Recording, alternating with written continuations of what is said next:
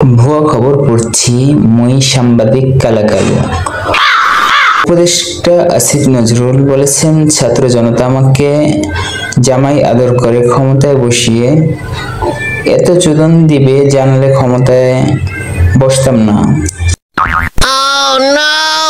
ছাত্র জনতা সর্বদিক দিয়ে ঠাবাচ্ছে,